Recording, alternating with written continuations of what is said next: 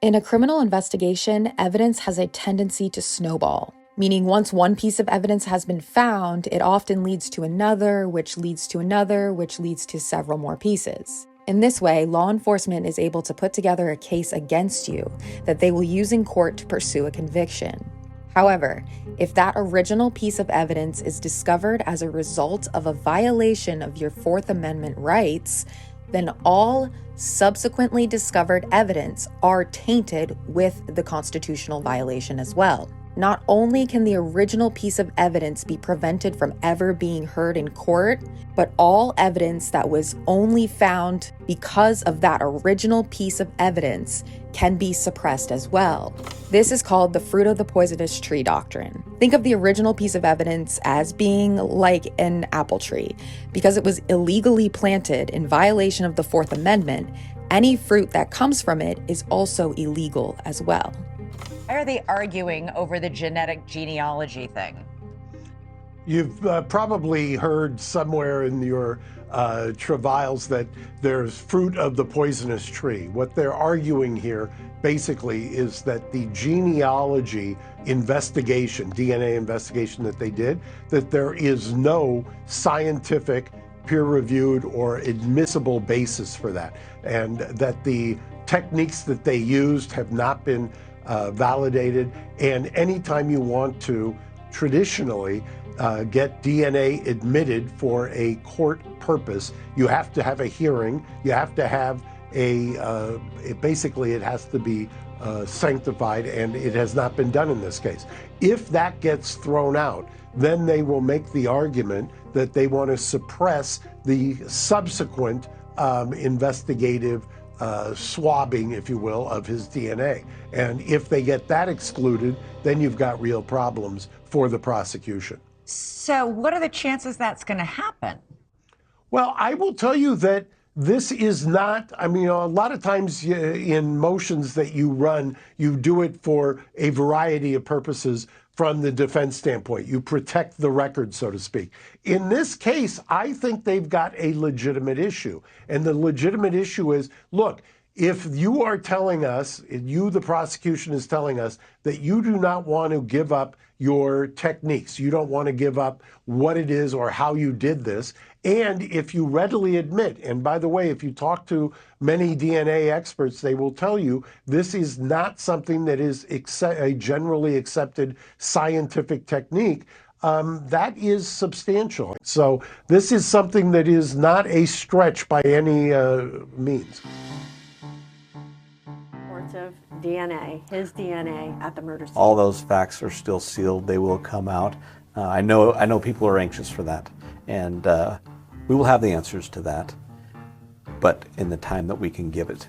So I ask once again, just be patient. I know I've asked that a lot of times, but we are bound by the law now.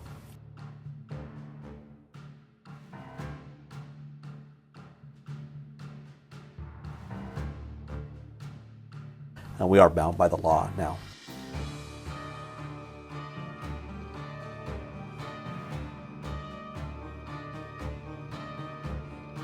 Authorities tell ABC News that law enforcement tracked Bryan Kohberger's movements as he made his way across the country.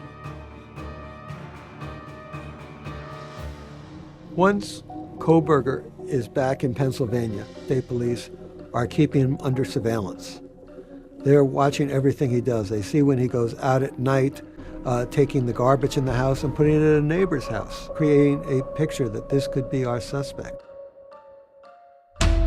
Just before dawn, December 30th, a Pennsylvania SWAT team raided the family home of 28-year-old Bryan Kohberger and arrested him in connection to the murders of the 4 University of Idaho students. And I will say that we have found an allotra. Lawyers say none of the victims' DNA was found in Kohberger's apartment, home, office, or car. Kohberger's attorneys say they should get to see the materials that led to their client being labeled a suspect. Prosecutors do not want to turn that information over to the defense and have asked the judge for a protective order. It may reveal some information the prosecution doesn't want to be revealed, but the bottom line is, if this can help the defense, what if it turns out that there was a procedure that was done faulty, and it turns out that the defense could have gotten an expert to talk about that, and it's hurting the defense team. And while, you know, obviously we do want for this to be the right defendant, and we do want for this case to conclude, if it is wrong, we ought to know that from the beginning. And I think they should turn over what they have.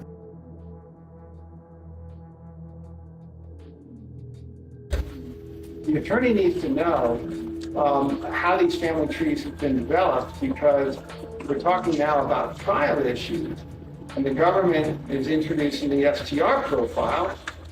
They have to introduce statistics that explain the significance of any STR match that the government is identifying as central to its case.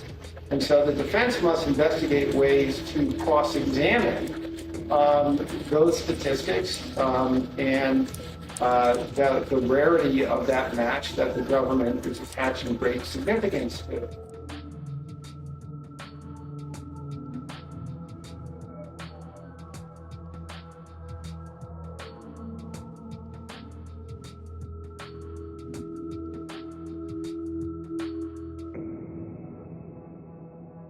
Then you've got real problems for the prosecution. If you were to take a DNA test of Ancestry and want to upload to GEDmatch, when you input that file, it's going to ask you, do you consent to law enforcement matching? And if you hit no, and I am working violent crime non-DOE case, I should not be able to see that you are a match to my unknown DNA contributor. You said should not. Should not. Does it happen anyway?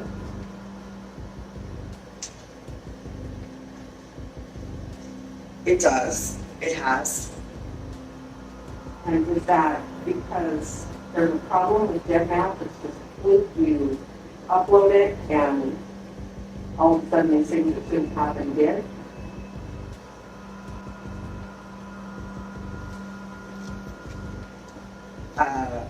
There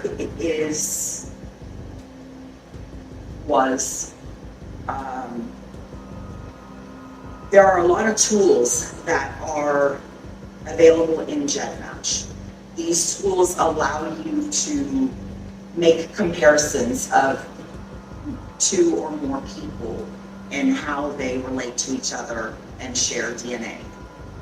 One of these tools allows you to compare many matches, not only against your DNA profile that you're working, but also against all of their matches.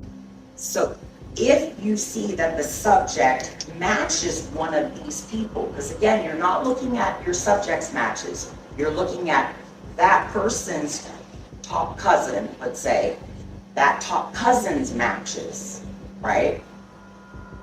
When you put your subject's kit number in there, you're gonna see now his kit, her kit, compared against the matches of their top match. When you find, you then scroll down and you look, oh, here's a match for 100 centimorgans. You go back to your screen where you have your list of your subject matches and you say, I don't have a match with 100 centimorgans. That proves that that person has opted out of law enforcement matching, but I'm still able to see them. That's a way to use the tool to get past what law enforcement is supposed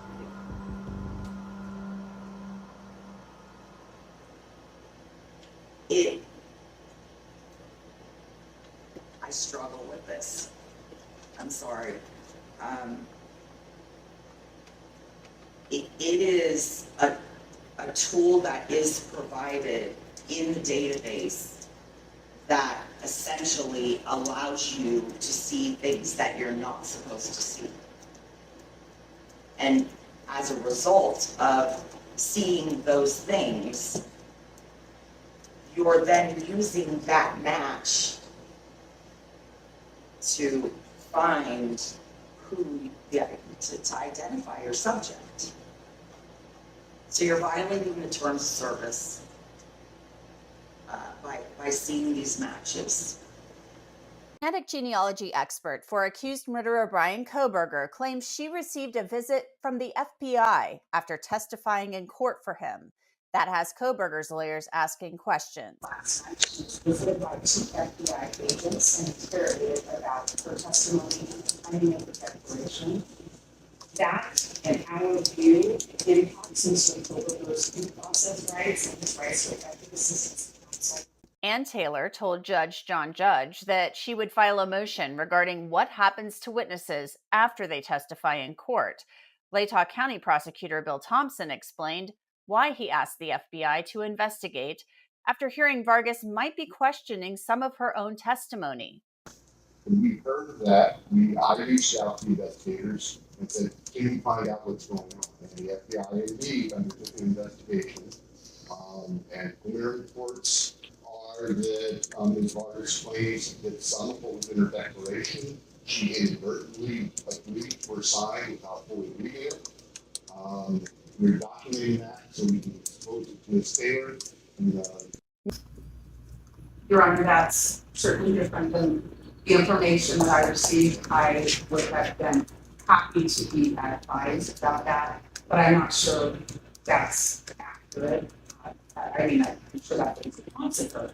I'm not saying that they're called a letter, but the quality of the information police received, I'm not sure that's entirely accurate. My hope is that these two FBI agents that were at Ms. Vargas' home last night, and hopefully they reported everything that they talked to her about, and that should resolve the issue of precedence.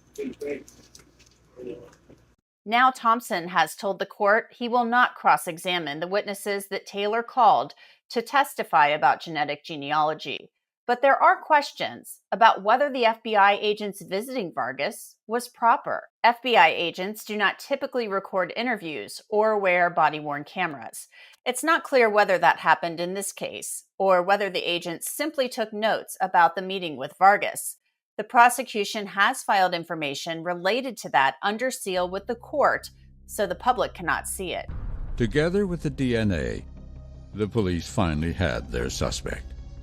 If they had not used that forensic genealogy, they might never have identified him. His name gave them the cell phone number, and it wasn't until they got the cell phone number that they could put the cell phone and the car in the neighborhood at the same time.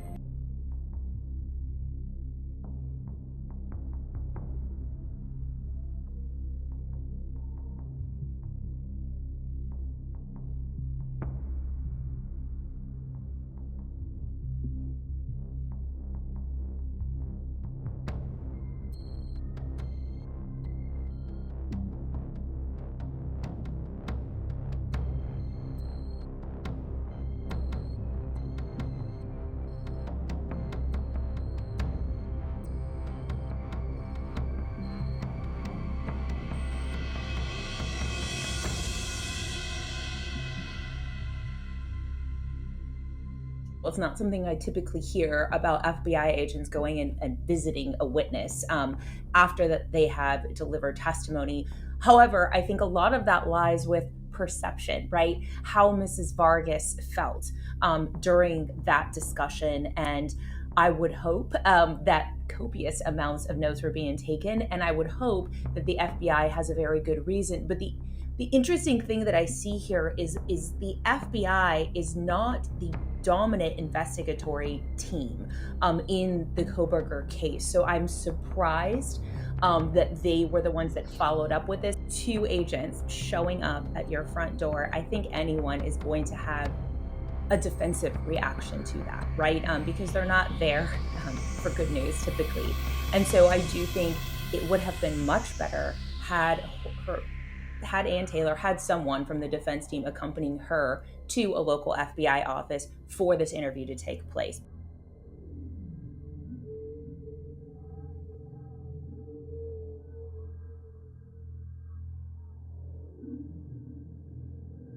we are bound by the law now.